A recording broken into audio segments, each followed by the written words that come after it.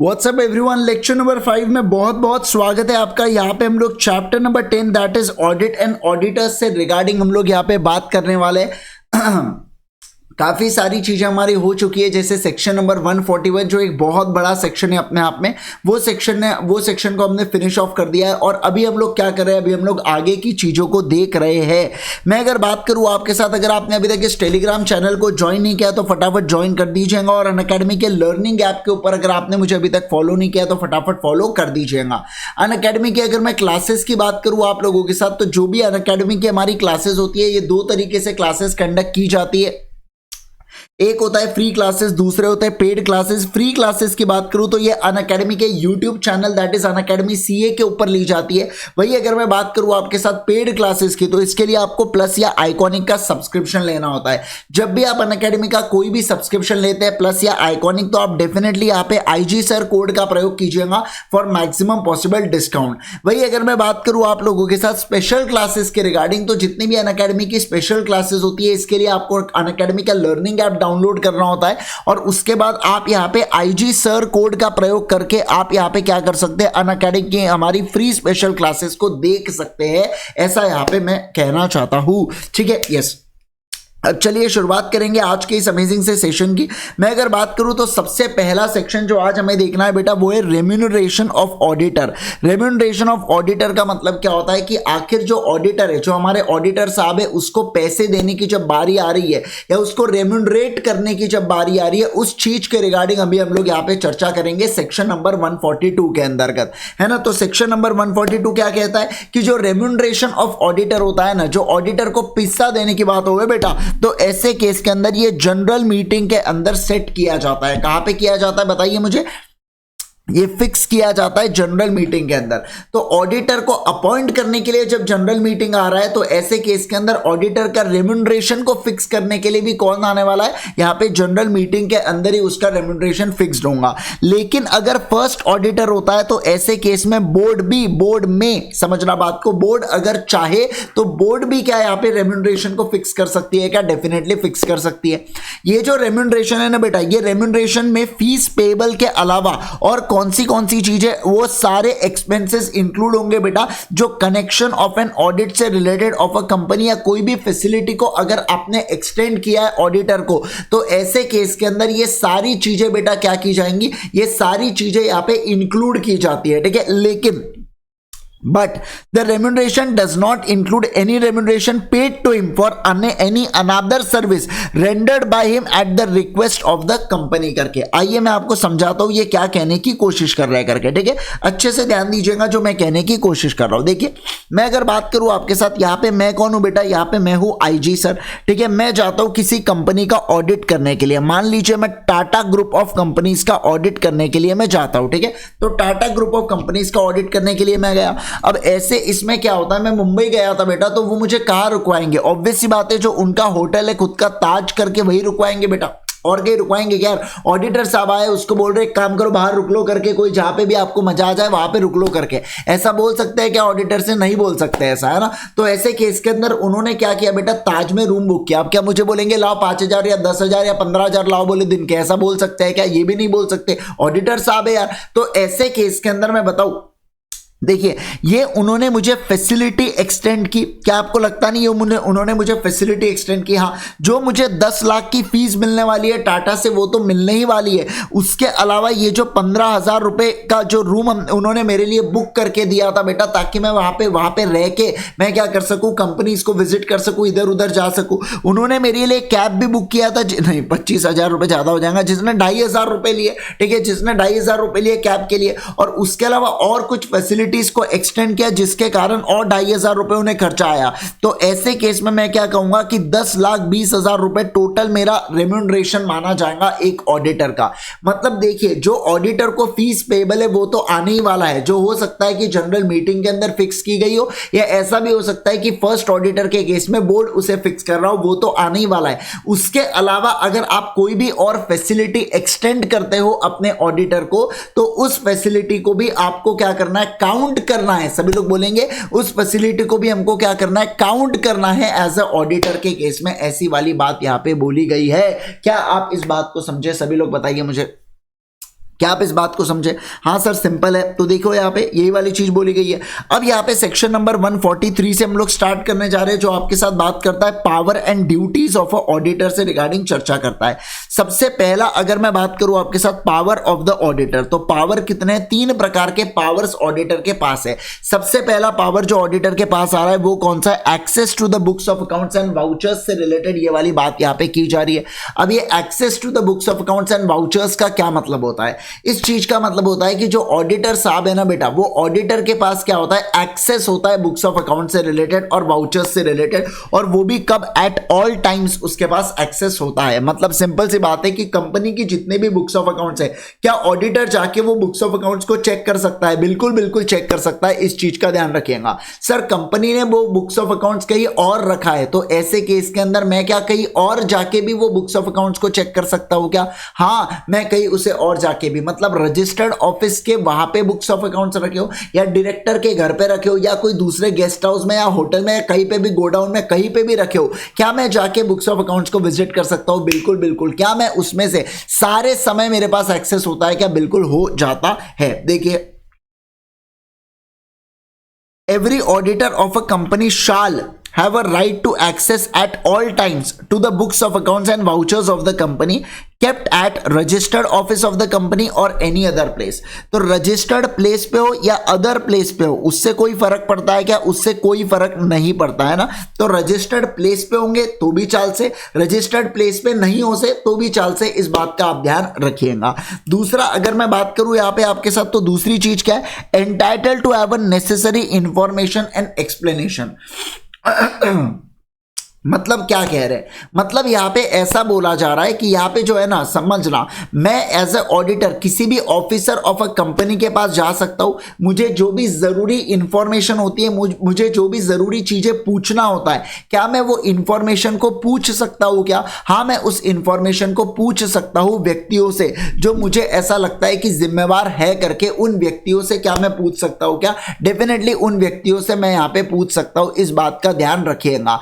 मतलब अगर मैं बात करूं आप लोगों के साथ, तो देखिए, मैं अगर ये कहने की कोशिश कर रहा हूं, मैं आपके साथ ये कहने की कोशिश कर रहा हूं कि किसी भी व्यक्ति से, कोई भी ऑफिसर से, कोई भी एम्प्लॉय से अगर मैं जाऊं, तो क्या मैं जाके नेसेसरी इंफॉर्मेशन को, नेसेसरी एक्सप्लेनेशन को क्या मैं उससे मांग सकता हूं क्या? डेफिनेटली मैं उससे मांग सकता हूं। इस बात का आप ध्यान रखिएगा। मतलब जो भी इंफॉर्मेशन ऑडिटर को लगता है कि उसके लिए जरूरी है ऑडिट करने के लिए, तो वो इंफॉर्मेशन ऑडिटर बुला सकता है या पूछ सकता है ऑफिसर या एम्प्लॉय ऑफ द कंपनी से।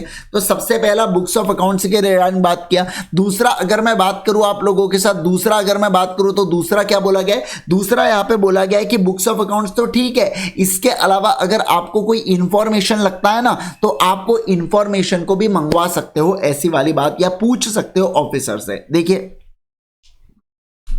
he shall be entitled to require from the officer या employee of the company या officer of the company such information या explanation जो ऑडिटर को लगता है कि necessary for the performance of duties of auditor।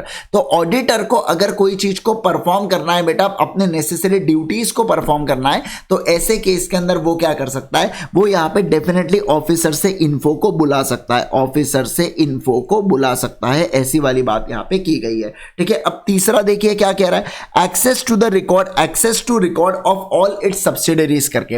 मतलब क्या कि वो कंपनी की जितनी भी सब्सिडरीज होती है ना, तो ऑडिटर के पास क्या होना चाहिए? रिकॉर्ड होना चाहिए। समझना बात को। अगर ऑडिटर है बेटा, और ऑडिटर ऐसे कंपनी का है जो होल्डिंग कंपनी है, मतलब उसके बहुत सारे सब्सिडरीज है या एसोसिएट्स है, तो ऐसे केस के अंदर मैं उनसे वो इंफॉर्मेशन बुला सकता हूं। मैं उनसे उतना बुक्स ऑफ अकाउंट्स का इंफॉर्मेशन बुला सकता हूं जो मेरे हिसाब से कंसोलिडेशन के लिए जरूरी है। क्या होता है? एक कंसोलिडेशन करना होता है या consolidation of books of accounts करना होता है। मतलब सब्सिडरीज के जो बुक्स ऑफ अकाउंट्स है और एसोसिएट के जो बुक्स ऑफ अकाउंट्स है, इनके बुक्स ऑफ अकाउंट्स को लेके होल्डिंग के साथ कंसोलिडेट करना होता है और उसको प्रेजेंट करना होता है। तो वो कंसोलिडेशन से रिलेटेड जितनी भी आवश्यक इंफॉर्मेशन है, वो कंसोलिडेशन से रिलेटेड जितनी भी जरूरी इंफॉर्मेशन है, क्या उतने पार्ट से रिलेटेड मैं यहां पे रिकॉर्ड्स को बुला सकता हूं क्या? होल्डिंग कंपनी का ऑडिटर बिल्कुल बिल्कुल बुला सकता है। The auditor of the company, which is the holding company, shall also have a right to access to its record of all its subsidiaries and associate company in so far it relates to the consolidation। मतलब जितना consolidation के लिए जरूरी है, जितना consolidation के लिए आवश्यक है, क्या उतना मैं पोर्शन बुला सकता हूं क्या? यस, उतना पोर्शन में बुला सकता हूं। ऐसी वाली चर्चा, ऐसी वाली बात यहां पे की गई है। क्या आप इस बात को समझे? Yes sir. तो पावर्स यहां पे हमारे होते हैं समाप्त। 3 प्रकार के पावर्स है, access to books of accounts, necessary information और उसके बाद क्या, एक्सेस टू द रिकॉर्ड से करके ऐसी 3 वाली चीजें यहां पे आ जाती है। मतलब कौन से? अन्ना, बोलो ना। Access to books of accounts, एन से क्या है, नेसेसरी इंफॉर्मेशन, और ए है access to the records of subsidiaries करके ऐसी वाली बात यहां पे कर दी गई है। क्या आप इस बात को समझे? फटाफट बताइए मुझे, क्या आप इस बात को समझे? है ना। तो ये वाली चीज यहां पे आ जाती है। क्या हम लोग आगे बढ़े? फटाफट बताइए मुझे, क्या मैं आगे बढ़ सकता हूं क्या? Yes sir. अब हम लोग चलेंगे नेक्स्ट वाली चीज के लिए। नेक्स्ट वाली चीज पे अभी हम लोग आगे बढ़ेंगे और नेक्स्ट वाली चीज को पढ़ेंगे, और वो कौन सी चीज है, आ जाइए फटाफट फटाफट ध्यान दीजिएगा। जैसे कि अगर मैं बात करूं आप लोगों के साथ, अभी हम लोग अगर चर्चा करें तो यहां पे हम लोग बात करेंगे कौन सा, ड्यूटीज ऑफ अ ऑडिटर के रिगार्डिंग चर्चा करेंगे कि what are the duties of the auditor, या क्या क्या ड्यूटीज यहां पे परफॉर्म करना होगा as a auditor of a company, उस चीज के रिगार्डिंग बात करेंगे। सबसे पहला है बेटा आपको इंक्वायरी करना होगा, और दूसरा कौन सा, यहां पे रिपोर्ट करना होगा। देखो सबसे पहली चीज कौन सी बारे में बात की गई है? सबसे पहली चीज की अगर मैं बात करूं आपके साथ, तो सबसे पहला बोला जा रहा है मैटर ऑफ एन या मैनर ऑफ एन इंक्वायरी करके, मैटर्स रिलेटेड टू इंक्वायरी। मतलब ऑडिटर को यहां पे इंक्वायर करना होगा। इंक्वायर का मतलब क्या होता है? पंचायत करना। देखो इंक्वायर और एनक्वायर के बीच में डिफरेंस है। जैसे सीआईडी जो होते थे ना बेटा, वो एनक्वायरी करते थे। वहां पे पहले जैसे इवेंट हो गया, जैसे खून हो गया या मर्डर हो गया, उसके बाद आके वो इंक्वायरी कर रहे हैं ना, तो उनके माइंड में एक प्रकार से पहले से पता होता है कि उनको क्या अचीव करना है करके। लेकिन यहाँ पे एज सच पहले से पता नहीं होता। यहाँ ऑडिटर इंक्वायर करता है, मतलब पंचायत करता है, पूछताछ करता है। उसको लगता है कि ये चीजें जरूरी है करके, इसलिए वो उस चीज के रिगार्डिंग पंचायत कर रहा है या इंक्वायरी कर रहा है। और किससे इंक्वायरी करता है बताइए मुझे? वो इंक्वायरी करता है यहाँ पे किससे? मैनेजमेंट ऑफ कंपनी से इंक्वायरी करता है, या जो भी लोग जरूरी उसे लगते हैं उन लोगों से वो पंचायत करते हुए चलता है। सबसे पहली पंचायत क्या की जा रही है? सबसे पहली पंचायत की जा रही है लोन्स एंड एडवांसेस से रिगार्डिंग। किससे रिगार्डिंग बोलो जल्दी से? लोन्स एंड एडवांसेस से रिगार्डिंग। दूसरा अगर मैं बात करूं आपके साथ, दूसरी पंचायत ट्रांजैक्शन के रिगार्डिंग। तीसरी मैं पंचायत की अगर मैं बात करूं आपके साथ, तो तीसरी पंचायत असेट्स के रिगार्डिंग होने वाली है। चौथी होने वाली है अगेन लोन्स एंड एडवांसेस के रिगार्डिंग। फिर पांचवी होने वाली है पर्सनल एक्सपेंसेस के रिगार्डिंग। और आखिरी में होने वाला है कौन सा? आखिर में होने वाले यहाँ पे कैश के रिगार्डिंग बात यहाँ पे ये लोग करने वाले हैं। ठीक है, तो ये वाली पूरी चीजों के रिगार्डिंग हम लोग बात करेंगे। सबसे पहला देखो, सबसे पहला अगर मैं बात करूं आपके साथ ए वाले पॉइंट की बात करूं, इसको ABCD करके पढ़ेंगे अपन। ठीक है, तो ए वाला जो पॉइंट है ना, वो एडवांसेस के रिगार्डिंग बात करता है, मतलब लोन्स एंड एडवांसेस से रिगार्डिंग चर्चा करता है। इनका क्या कहना है कि whether loans and advances made by the company. Made by the company का मतलब होता है, बताइए मुझे, क्या कंपनी ने एडवांस लिया है या कंपनी ने एडवांस दिया है? यहां पे कंपनी ने एडवांस दिया है। ठीक है, क्योंकि क्या लिखा है यहां पे? मेड बाय द कंपनी करके, है ना। On the basis of security have been properly secured. मतलब क्या कि अगर कंपनी है और उसने एडवांसेस, उसने सामने वाले व्यक्ति को लोन दिया है, तो ऐसे केस के अंदर क्या सामने वाले व्यक्ति ने जो असेट दिया है, उस असेट को या उस लोन को क्या अपन ने प्रॉपरली सिक्योर करवाया? और सिक्योर जिस सिक्योरिटी की मदद से करवाया बेटा, वो क्या सिक्योरिटी प्रॉपरली अपने पास है क्या? ऐसा ना हो कि ये जो लोन हमने दिया ये prejudicial to the interest of company हो जाए, मतलब कंपनी के इंटरेस्ट में ना हो करके, ऐसा नहीं होना चाहिए। ऐसे पॉइंट की यहां पे बात की गई है। तो क्या बोला मैंने? देखो कि कंपनी ने अगर कोई लोन्स एंड एडवांसेस दिए, जैसे फॉर एग्जांपल अगर मैं बात करूं आपके साथ, ये कंपनी करके है। ठीक है, तो एक कंपनी ने मान लीजिए अगर कोई लोन्स एंड एडवांसेस दिए, अब ये लोन दिया है तो उससे बदले में क्या लिया होगा? असेट्स लिए होंगे, है ना। सिंपल सी बात है, असेट्स जिसके ऊपर चार्ज क्रिएट किया जाता है, उस असेट को मॉर्गेज किया जाता है। तो क्या ये असेट के ऊपर चार्ज आपने प्रॉपर तरीके से किया? ऐसा तो नहीं है ना कि ये जो लोन्स एंड एडवांसेस दिया जा रहा है ये prejudicial to the interest of company है। Prejudicial to the interest का मतलब होता है कि हमारे कंपनी के हित में नहीं है करके, कहीं ऐसा तो नहीं है। उस चीज के रिगार्डिंग ये लोग बात कर रहे हैं, उस चीज के रिगार्डिंग चर्चा कर रहे हैं। दूसरा दूसरा देखिए बी में क्या बोला है, बी में बोला जा रहा है यहाँ पे बुक एंट्री से रिलेटेड, मतलब क्या कि अगर जो ट्रांजैक्शन है बेटा, क्या वो ट्रांजैक्शन सिर्फ बुक एंट्री के कारण तो नहीं दिख रहा है, जो प्री जुडिशियल है to the interest of company, मतलब देखो transaction of the company which are represented merely by book entry are prejudicial to the interest of, जैसे डेप्रिसिएशन की जो एंट्री होती है, क्या वाकई में असेट्स का कुछ ऐसा घटता है, क्या आधा पार्ट टूट के निकल जाता है, 1/10% टूट के निकल जाता, बोले डेप्रिसिएशन चार्ज किया, तो ऐसा नहीं होने वाला है ना। इनका कहना है कि ऐसे कुछ ट्रांजैक्शन जिसकी केवल बुक एंट्री होती है, जैसे डेप्रिसिएशन का ट्रांजैक्शन ये मात्र बुक एंट्री के कारण होता है, तो ऐसे केस में जो बुक एंट्री वाले ट्रांजैक्शन है कहीं ये prejudicial to the interest of company ना है करके उसके बारे में एक बार क्या कर लीजिए, उसके बारे में एक बार चर्चा देख लीजिए। उसके बाद बोला जा रहा है सी वाला पॉइंट, और सी वाले पॉइंट में क्या बोला है यहाँ पे देखो, सी वाले पॉइंट में यहाँ पे बात कर रहा है कि whether the company not being an investment या banking company, whether so much of assets of the company consist of shares, debentures या other securities has sold for the price less than what they were purchased by the company. मतलब क्या बोला जा रहा है यहाँ पे, सिंपल सी बात ये कह रहे कि कंपनी के असेट्स के अंदर, कंपनी के असेट्स के अंदर क्या शेयर्स है या डिबेंचर्स है या कोई अदर सिक्योरिटीज है क्या, और अगर है सिक्योरिटीज, और अगर ये सिक्योरिटीज है तो इस चीज को क्या आपने सेल किया है ना, अगर आपने इसको सेल किया है तो क्या इसकी सेल प्राइस है वो कम है क्या, कौन से इससे, इसकी परचेज प्राइस से, मतलब अगर इस कंपनी की जो सेल प्राइस है बेटा वो अगर परचेज प्राइस से कम हो, क्या बोला मैंने, वो परचेज प्राइस से कम हो, तो ऐसे केस के अंदर हम लोग क्या कहेंगे, ऐसे केस के अंदर इस चीज को क्या बोला जाता है, सभी लोग बताइए, इस चीज को यहाँ पे बोला जाता है कौन सा,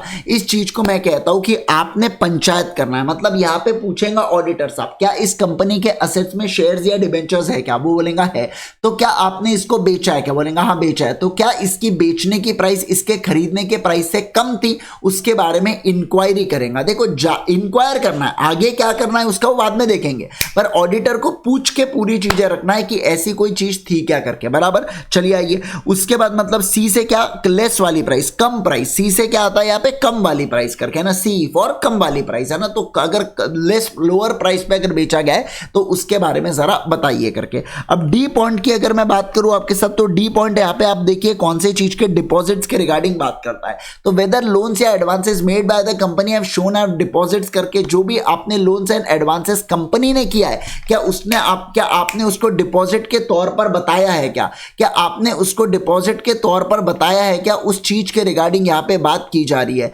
मतलब अगर डिपॉजिट्स के तौर पर बताया गया है तो उस चीज के रिगार्डिंग पूरी बात यहाँ पे की जा रही है। मतलब मैं ये कहने की कोशिश कर रहा हूं आप लोगों के साथ, समझिए बात को, मैं ये कहने की कोशिश कर रहा हूं सिंपल सा लॉजिक क्या, कि अगर आपने कोई लोन्स एंड एडवांसेस दिया है, फिर से अगर आपने कोई लोन्स एंड एडवांसेस दिया है कोई दूसरे कंपनी को, तो ऐसे केस में आप उसको अपने बैलेंस शीट में डिपॉजिट के तौर पर बताना। अगर नहीं बताया है तो पूछिए, ऑडिटर पूछने वाला है, बताया ना डिपॉजिट के तौर पर, ऐसी वाली चीज है, ठीक है। तो ये वाली बात यहां पे बोली जा रही है। उसके बाद देखिए क्या फिर आता है fifth, whether personal expenses have been charge to the revenue account. मतलब एक जो पर्सनल एक्सपेंसेस है, कोई भी डायरेक्टर के, कोई भी मैनेजर के जो पर्सनल एक्सपेंसेस है, क्या ये पर्सनल एक्सपेंसेस को आपने कहीं चार्ज तो नहीं कर दिया अपने रेवेन्यू अकाउंट में, कहीं आपने इसको पीएनएल के अंदर तो चार्ज नहीं कर दिया, उसके रिगार्डिंग यहाँ पे बात की जा रही है। तो आप ऐसा पूछेंगे ऑडिटर, पर्सनल एक्सपेंसेस को चार्ज तो नहीं किया। जैसे अगर मैं बात करूं आपके साथ, जो अश्नीर ग्रोवर है बेटा,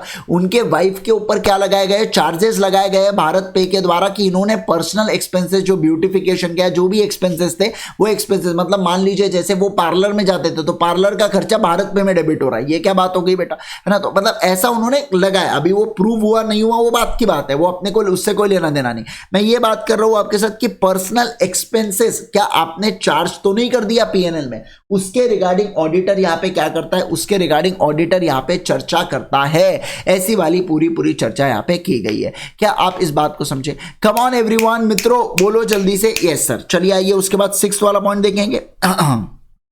क्या whether where it is stated in the books of accounts and documents of the company that any shares have been allotted। अब अगर आपने कोई भी शेयर्स को अलॉट किया है किसके लिए, फॉर कैश, तो क्या कैश आपने एक्चुअल में रिसीव किए क्या, समझना बात को, क्या आपने एक्चुअल में कैश रिसीव किए, और अगर नहीं रिसीव किए तो क्या आपने इसको करेक्ट पोजीशन में बैलेंस शीट के अंदर रिफ्लेक्ट किया है क्या। देखो बहुत सही पॉइंट है ये वाला, एफ वाला जो पॉइंट है ये ई वाला पॉइंट था, ई से एक्सपेंसेस, और एफ की अगर मैं बात करूं तो एफ से आता है फॉर कैश, ठीक है। तो अगर एफ की बात क्या हो रही है कि यहां पे अगर आपने कोई शेयर्स को सेल किए है क्या कैश से, है ना, कैश सेल किए है क्या, तो ऐसे केस में क्या कैश आपने रिसीव किए, और अगर नहीं रिसीव किए तो उसकी करेक्ट पोजीशन आपने बतानी चाहिए कहाँ पे, उसकी करेक्ट पोजीशन आपने आपके बैलेंस शीट के अंदर बताते हुए चलना चाहिए, उसकी बात यहाँ पे की जा रही है। तो ऐसी वाली चर्चा की गई है। तो अपन ने टोटल कितने देखा, सबसे पहला इंक्वायरी से रिलेटेड पॉइंट देखा। इंक्वायरी में सबसे पहला कि assets and loans and advances को आपने दिया है क्या, और उस लोन्स एंड एडवांसेस को आपने असेट के द्वारा सिक्योर किया है क्या। सेकंड, बुक एंट्रीज के रिगार्डिंग बात की गई है। अगर कोई ट्रांजैक्शन केवल और केवल बुक एंट्रीज के द्वारा रिफ्लेक्ट हो रहा है तो कहीं वो प्री जुडिशियल तो नहीं है इंटरेस्ट ऑफ कंपनी के रिगार्डिंग। सी वाले पॉइंट की अगर मैं बात करूं आपके साथ, तो जो असेट्स है, जो शेयर्स एंड डिबेंचर्स है बेटा, तो वो शेयर्स एंड डिबेंचर्स के रिगार्डिंग यहाँ पे वो जो असेट्स है, क्या आपने ऐसा तो नहीं कोई असेट्स को बेचा और उसकी बेचने की जो प्राइस थी वो कम थी बेटा परचेज प्राइस से। उसके बाद बोला गया यहाँ पे डी से डिपॉजिट्स, लोन एंड एडवांसेस को अगर आपने दिया है तो ऐसे केस में डिपॉजिट्स के तौर पर दिखाया क्या। ई से पर्सनल एक्सपेंसेस की बात की जा रही है, क्या पर्सनल एक्सपेंसेस को आपने रेवेन्यू अकाउंट में चार्ज किया क्या। एफ से फॉर कैश की बात की जा रही है। फॉर कैश का मतलब क्या होता है कि यहाँ पे आपने कैश के पोजीशन में प्रॉपर तरीके से दिखाए या नहीं दिखाए, उस चीज के रिगार्डिंग डिटेल में यहाँ पे चर्चा की जा रही है।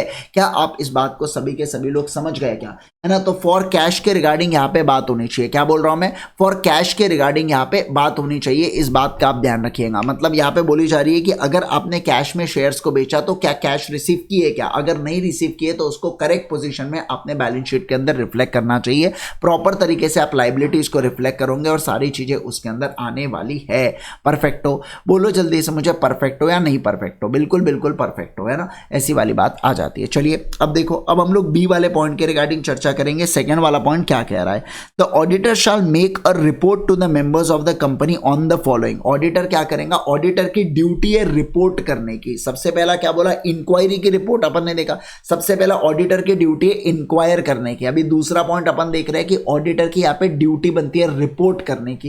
किसको रिपोर्ट करेगा बेटा, मेंबर्स ऑफ द कंपनी को, है ना, किसको, मेंबर्स ऑफ द कंपनी को रिपोर्ट करेगा। दो चीजों से रिलेटेड, पहला कि उसने अकाउंट्स को एग्जामाइन किया, जो भी अकाउंट्स उस तक प्रोड्यूस किए गए थे उसने उस अकाउंट्स को एग्जामाइन किया है करके।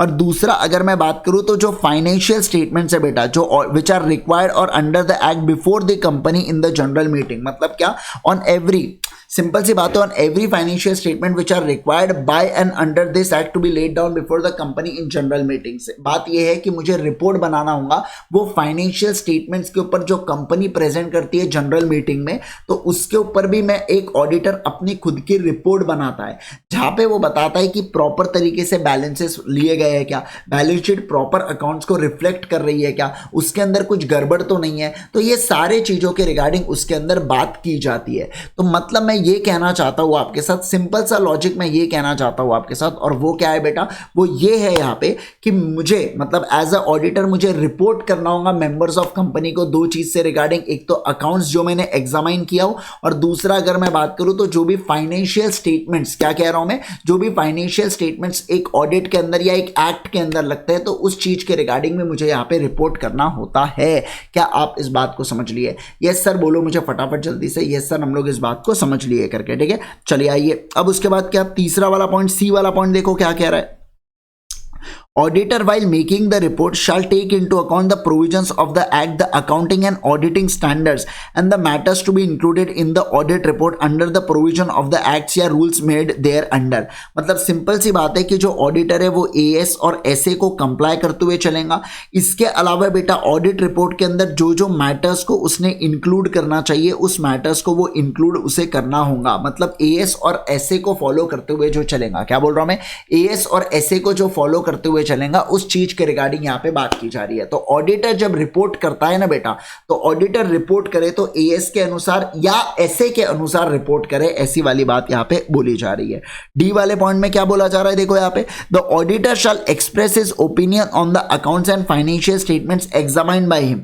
मतलब ऑडिटर अपना एक ओपिनियन देता है, जो ऑडिटर की इंडिपेंडेंट ऑडिट रिपोर्ट होती है ना, उसके अंदर ऑडिटर अपना ओपिनियन देता है कि जो भी उसने फाइनेंशियल स्टेटमेंट्स को या बुक्स ऑफ अकाउंट्स को एग्जामाइन किया, तो क्या ये फाइनेंशियल स्टेटमेंट्स या क्या ये बुक्स ऑफ अकाउंट्स प्रॉपर तरीके से सही है, क्या इसके अंदर कोई गड़बड़ तो नहीं है, उस चीज के रिगार्डिंग यहाँ पे बात की जाती है, बराबर उस चीज के रिगार्डिंग यहाँ पे चर्चा की जा रही है। तो मेरा कहने का तात्पर्य ये है कि मैं क्या करूंगा, मैं अपना ओपिनियन, सभी लोग बताएंगे, मैं अपना ओपिनियन दूंगा बेटा किस चीज के ऊपर, फाइनेंशियल स्टेटमेंट्स के ऊपर या अकाउंट्स के ऊपर मैं अपना ओपिनियन करूंगा एक्सप्रेस। मैं क्या करूंगा, अपने ओपिनियन को करूंगा एक्सप्रेस। तो he shall express an opinion according to him the best information and knowledge whether the set accounts या फाइनेंशियल स्टेटमेंट्स क्या दे रहा है बेटा, क्या ये true and fair view of the company दे रहा है या नहीं दे रहा है करके। मतलब जो state of affairs of the company है ना, जो अफेयर्स ऑफ द कंपनी है, कंपनी के जितने भी एक्टिविटीज है, उस एक्टिविटीज से रिलेटेड हमारे financial statement true and fair view देना चाहिए, और प्रॉफिट एंड लॉस या ये जितने भी कैश फ्लो वगैरह प्रॉपर तरीके से सारी चीजें ट्रू एंड फेयर तरीके से बननी चाहिए।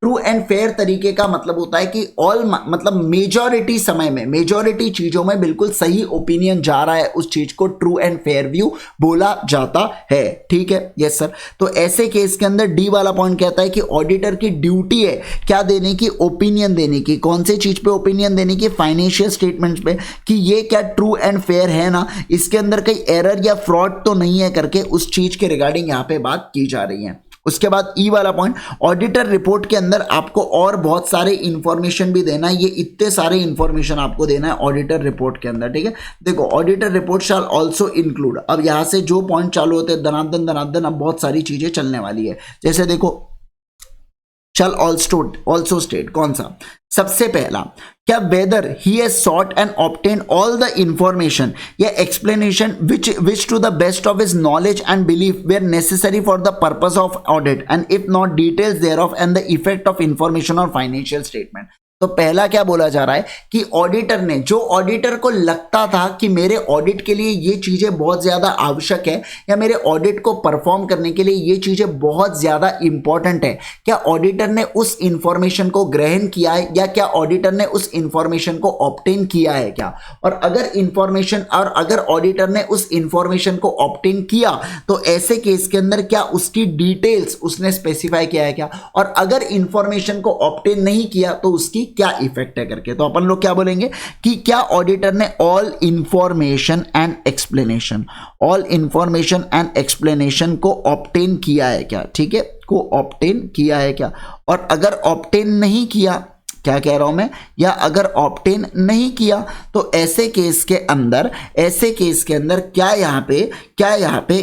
इसका इफेक्ट क्या होने वाला है फाइनेंशियल स्टेटमेंट्स के ऊपर, उसके रिगार्डिंग यहां पे चर्चा की जा रही है। क्या आप इस बात को समझ रहे हैं? Yes sir. सेकेंड वाला पॉइंट देखो, सेकेंड वाला point, whether in his opinion proper books of accounts are required by the law have been kept with the company so far it appears from examination of those books and proper returns and for the purpose of audit have been received from branches not visited by him करके।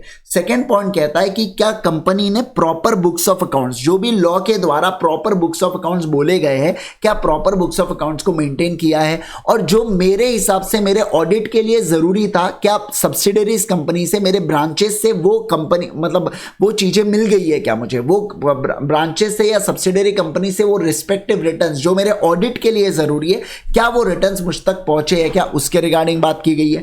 तीसरा अगर मैं बात करूं आपके साथ, तो जो ब्रांच ऑफिस के रिगार्डिंग है ना, जो audited under subsection by the person other than company auditor, मतलब क्या, देखो ब्रांच को हो सकता है कि ऑडिटर ही वहां पे ऑडिट करे या उसके अलावा कोई और अदर व्यक्ति को भी अपॉइंट किया जा सकता है ऑडिट करने करने के लिए, तो ऐसे केस में ऑडिटर की जिम्मेवारी क्या है? रिपोर्ट करना ब्रांच ऑफिस के रिगार्डिंग। सभी लोग बताना मुझे क्या करना? रिपोर्ट करना ब्रांच ऑफिस के रिगार्डिंग। लेकिन समझिए बात को, उस चीज के वो ब्रांचेस के ऊपर भी मैं रिपोर्ट करता हूं जहां पे मैंने ऑडिट नहीं किया, किसी और ने ऑडिट किया, और वो अपनी ऑडिट रिपोर्ट मुझे भेजता है और उस ऑडिट रिपोर्ट के बेसिस के ऊपर मैं ओपिनियन देता हूं। समझे बात को? मतलब कोई एक प्लेस है, उस प्लेस का ऑडिट किसी और ऑडिटर ने किया, उसने रिपोर्ट बनाया, वो रिपोर्ट मेरे पास आई और मैं तो पूरे कंपनी का ऑडिटर ठहरा, तो उस रिपोर्ट के बेसिस के ऊपर मैं क्या करूंगा? अपना ओपिनियन क्या मैंने दिया, क्या उस चीज के रिगार्डिंग बात की गई है। फोर्थ वाला पॉइंट देखो, कंपनी के बैलेंस शीट या पीएनएल के अंदर ये क्या प्रॉपर इन एग्रीमेंट है क्या बुक्स ऑफ अकाउंट्स है? मतलब जैसा बुक्स ऑफ अकाउंट्स यहाँ पे प्रॉफिट एंड लॉस जो बुक्स ऑफ अकाउंट्स के हिसाब से आ रहा है, क्या वो पीएनएल के अंदर सही मायने में रिफ्लेक्ट किया जा रहा है, या क्या वो बैलेंस शीट के अंदर एग्जैक्टली मैच कर रहा है? क्या ऐसा नहीं कि बुक्स ऑफ अकाउंट्स कुछ और, ट्रायल बैलेंस कुछ और बैलेंस शीट कुछ और करके, ऐसी चीजें नहीं होनी चाहिए। उसके बाद फिर क्या यहाँ पे अकाउंटिंग स्टैंडर्ड को कंप्लाई किया गया है। उसके बाद क्या कि the observation and comments of the auditor of the company, क्या यहाँ पे एडवर्स इफेक्ट है क्या इसका कोई फंक्शनिंग ऑफ कंपनी के ऊपर? मतलब यहाँ पे ऑडिटर कोई कमेंट बोलता है या कोई अपना ओपिनियन में कोई चीज बताता है या कोई ऑब्जर्व करता है चीज को, तो उसके कारण हमारे कंपनी में फंक्शन करने के लिए क्या इसका कोई नेगेटिव इंपैक्ट आ रहा है क्या? क्या डायरेक्टर यहाँ पे जो अपॉइंट किए गए वो सेक्शन नंबर 164 में जो डिस्क्वालिफिकेशन दिए कहीं उसके अंतर्गत तो नहीं आ रहे? मतलब कहने का तात्पर्य यह है कि डायरेक्टर डिस्क्वालिफाइड तो नहीं हो रहे हैं ना। तो जैसे ऑडिटर के लिए सेक्शन नंबर 141 सबसेक्शन 3 डिस्क्वालिफिकेशन की बात करता है, वैसे सेक्शन नंबर 164 डायरेक्टर से रिगार्डिंग बात करता है, तो डायरेक्टर्स डिस्क्वालिफिकेशन में नहीं आने चाहिए। उसके बाद क्या बोला गया है? एनी क्वालिफिकेशन या रिजर्वेशन या एडवर्स रिमार्क तो नहीं गया है relating to the maintenance of books of account से रिलेटेड। मतलब जो बुक्स ऑफ अकाउंट्स का मेंटेनेंस वगैरह की बात हो रही है उससे रिलेटेड कोई नेगेटिव या खराब कमेंट तो नहीं दिया गया कि अरे यार इन्होंने बुक्स ऑफ अकाउंट्स बहुत ही बेकार बनाए करके, या इन्होंने बुक्स ऑफ अकाउंट्स प्रॉपर तरीके से मेंटेन नहीं किए, इन्होंने कैश बेसिस मेंटेन किए, मर्केंटाइल सिस्टम या अगर अक्रूवल सिस्टम मेंटेन नहीं किए इन्होंने, है ना। तो ऐसा कुछ एडवर्स रिमार्क वगैरह दिया गया है तो उस चीज के रिगार्डिंग भी आप क्या करना, उस चीज के रिगार्डिंग भी आप यहाँ पे जानकारी ले लेना करके, है ना। तो ऐसी वाली बात यहाँ पे बोली जा रही है। तो सिंपल सा कहने का तात्पर्य क्या है? सिंपल सा कहने का तात्पर्य ये है कि क्वालिफिकेशन या रिजर्व या एडवर्स रिमार्क, क्या बोला मैंने? क्वालिफिकेशन, रिजर्वेशन या एडवर्स रिमार्क जो होता है ना relating to the maintenance of books of accounts या अदर मैटर्स से रिलेटेड, उस चीज के रिगार्डिंग कोई बात की गई है क्या? उसके रिगार्डिंग यहाँ पे चर्चा की गई है। उसके बाद 9th वाला देखो, where a company has adequate internal financial control with reference to the financial statement in place and operating effectiveness of such control। मतलब देखो क्या हुआ यहाँ पे, कंपनी ने ना कुछ इंटरनल फाइनेंशियल कंट्रोल्स को लगा के रखे। क्या लगा के रखे? कंट्रोल्स को लगा के रखे, है ना, जो फाइनेंशियल स्टेटमेंट से रिलेटेड होते हैं। तो ऐसे केस में क्या ये कंट्रोल्स काम कर रहे हैं या नहीं कर रहे हैं? जैसे कि अगर मैं बात करूं आपके साथ, फॉर एग्जांपल आप सभी लोग जानते हो एम्प्लॉयज लोगों को सैलरी निकलती है उनके अटेंडेंस के बेसिस के ऊपर। अब अटेंडेंस में लगाता हूं बायोमेट्रिक डिवाइस के बेसिस पर। तो ये जो बायोमेट्रिक डिवाइसेस है बेटा, ये एक प्रकार का इंटरनल कंट्रोल हुआ। तो क्या ये इंटरनल कंट्रोल प्रॉपर तरीके से वर्क कर रहा है क्या? क्या बोला मैंने? बोलो जल्दी से। क्या ये इंटरनल कंट्रोल प्रॉपर तरीके से वर्क कर रहा है क्या? और अगर इंटरनल कंट्रोल प्रॉपर तरीके से वर्क कर रहा है तो फिर ठीक है, लेकिन अगर इंटरनल कंट्रोल्स ऑपरेट ही नहीं कर रहा, वो लगा हुआ है लेकिन वो काम ही नहीं करता, बंद है बेटा, तो क्या फायदा फिर उस चीज का? तो मुझे इसके बारे में भी ऑडिटर को कमेंट देना होता है कि क्या इन्होंने इंटरनल कंट्रोल लगाए, और अगर इंटरनल कंट्रोल लगाए तो क्या वो ऑपरेट कर रहे हैं इफेक्टिवली। तो उसके रिगार्डिंग भी मुझे क्या करना होता है? उसके रिगार्डिंग भी मुझे चर्चा करना होता है। क्या आप इस बात को समझे? सभी लोग बोलिए मुझे, क्या आप इस बात को समझे? Yes sir. अब देखिए थोड़ा सा डिटेल बात करेंगे इंटरनल फाइनेंशियल कंट्रोल्स को लेके। देखना है यहाँ पे क्या बोला जा रहा है। रूल 10 है inserted by companies auditor rules, और ये सब चीजें बोली गई है। 143 for financial statement commencing on 1 April 2015 the report of auditor shall state about existence of internal financial control with reference to financial statement और उसके ऑपरेटिंग इफेक्टिवनेस।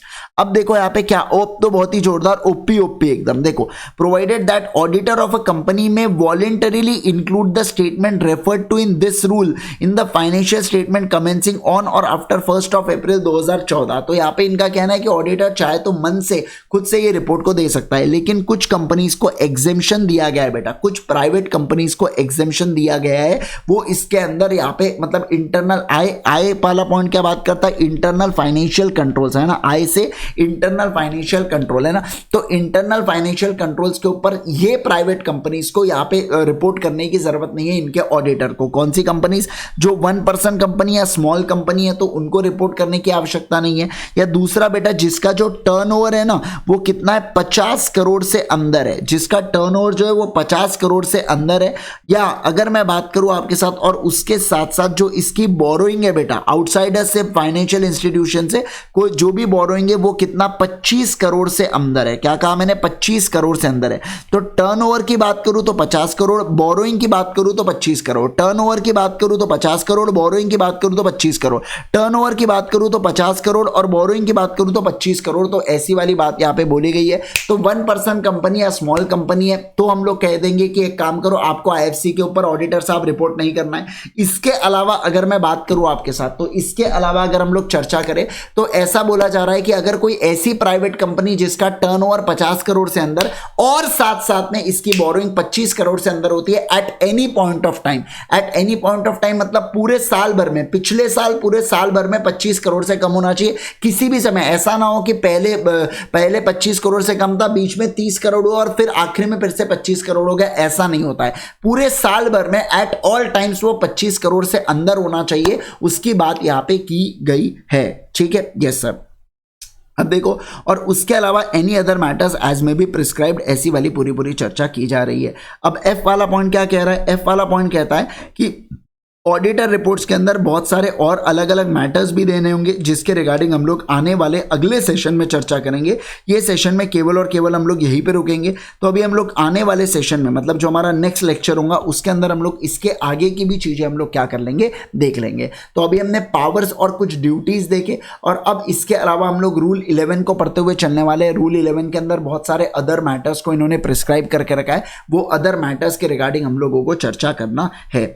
जाने से पहले आपको इतना कहना चाहूंगा कि सीए इंटर की ग्रुप 2 की बैच बेटा चालू हो रही है। कब से, 15 दिसंबर से नहीं, 14 दिसंबर से बैच चालू हो रही है। लेकिन 15 दिसंबर तक आप लोगों के लिए एक बहुत ही ऑसम सा ऑफर है जहां पे आपको 25% ऑफ मिल रहा है बेटा। Get up to 25% off on CA intermediate subscription जब आप यहां पे आईजी सर कोड का प्रयोग करते हो। तो देखिए, तो इसके अंदर जब आप आईजी सर कोड का प्रयोग करते हो तो आपको यहां पे प्राइस, आपको 10% का तो ऑफ मिलने ही वाला है। इसके अलावा प्राइसेस भी डाउन हो गई है, तो ऐसे केस में इफेक्टिवली आपको 25% का ऑफ मिल जाता है अनअकैडमी के सीए इंटरमीडिएट के सब्सक्रिप्शन के ऊपर, राइट। जब भी आप अनअकैडमी का कोई भी सब्सक्रिप्शन ले, चाहे प्लस हो या आइकॉनिक हो, तो प्लस के अंदर आपको live class, weekly test, unlimited access, structure courses, same चीज है आइकॉनिक में। उसके अलावा personal guidance, study planner, study material, expert guidance और टेस्ट एनालिसिस मिल जाता है। प्लस हो या आइकॉनिक, आप जब भी अनअकैडमी का कोई भी सब्सक्रिप्शन लेते हैं तो आप यहाँ पे आईजी सर कोड का डेफिनेटली प्रयोग कर सकते हैं। फॉलो कीजिएगा मुझे अनअकैडमी के लर्निंग ऐप के ऊपर। बहुत बहुत धन्यवाद आपका इस सेशन को देखने के लिए। Till then, bye bye, take care, see you all in the next lecture. Bye bye everyone.